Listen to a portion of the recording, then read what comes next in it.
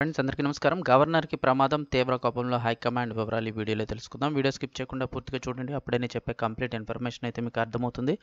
అలాగే ఇంకెవరైనా మన ఛానల్ సబ్స్క్రైబ్ చేసుకోకపోతే వెంటనే సబ్స్క్రైబ్ చేసుకోండి. ప్రభుత్వం నుంచి వచ్చే ముఖ్యమైన అప్డేట్స్ మిస్ అవ్వకుండా మీరు ముందుగానే తెలుసుకోవాలి అనుకుంటే ఛానల్ని సబ్స్క్రైబ్ చేసి ఫాలో అవుతుండండి. అలాగే వీడియోని ఒక లైక్ చేయడం మర్చిపోకండి. ఇంక వివరాల్లోకి వెళ్ళిపోదాం. గవర్నర్కు భద్రత పెంపు. వివరాలు చూస్తే గవర్నర్ అలాగే ఎస్ఎఫ్ఐ విద్యార్థుల మధ్య నెలకొన్న వివాదంలో ప్రభుత్వం సంచలన నిర్ణయం తీసుకుంది. గవర్నర్కు భద్రత పెంచుతూ ఉత్తర్వులు జారీ చేసింది. దీంతో సిఆర్పీఎఫ్ సిబ్బందితో గవర్నర్కు సెక్యూరిటీ కల్పించనున్నారు.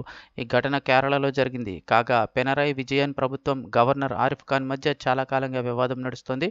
కేరళలోని యూనివర్సిటీలకు వైస్ ఛాన్సలర్గా గవర్నర్ వ్యవహరిస్తున్నారు.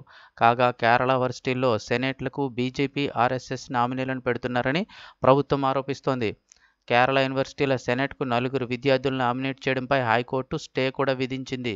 ఇక humanities, science, sports, fine arts వంటి వివిధ రంగాల్లో సామర్థ్యాలను బట్టి స్టూడెంట్లను సెనెట్కి నామినేట్ చేశారు గవర్నర్. దీనిపై 2 స్టూడెంట్లు హైకోర్టును ఆశ్రయించారు.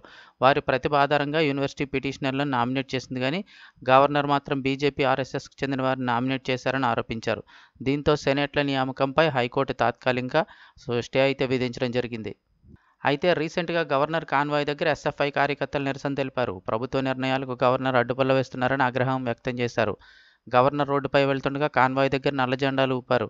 దీంతో ఆగ్రహం వ్యక్తం చేసిన గవర్నర్ కారు దిగి పక్కనే ఉన్న ఛాయ్ దుకాణంలో కూర్చొని రోడ్డు పక్కన బైఠాయించి తాను కూడా నిరసన తెలిపారు. అలాగే పోలీసులపై కూడా అసహనం వ్యక్తం చేశారు. ఎస్ఎఫ్ఐ కార్యకర్తలు నిరసన వ్యక్తం చేస్తుంటే అడ్డుకోలేదని పోలీసులపై మండిపడ్డారు. నిరసన చేస్తున్న ఎస్ఎఫ్ఐ కార్యకర్తలకు పోలీసులే రక్షణ కల్పిస్తున్నారని కాకేలపై గరం అయ్యారు. పోలీసులే చట్టాన్ని ఉల్లంఘిస్తే పరిస్థితి ఏంటని ప్రశ్నించారు. ఆందోళనకారుపై చర్యలు తీసుకోకపోతే అక్కడి నుంచి కదిలేది లేదని తేల్చి చెప్పారు.